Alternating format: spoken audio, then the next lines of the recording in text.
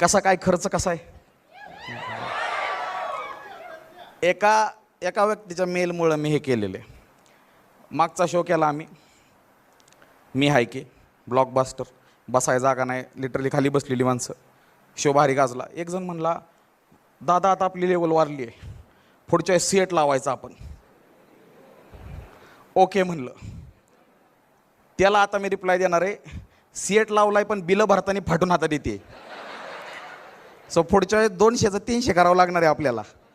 ठीक आहे, हे मे बी तुमचं शेवटचं हे ज्यांना 200 लाभ मिळला आहे, हा त्यात पण एखादा असतो मेसेज केलाय मला, दादा किती वेळ झाला उन्हात थांबलोय.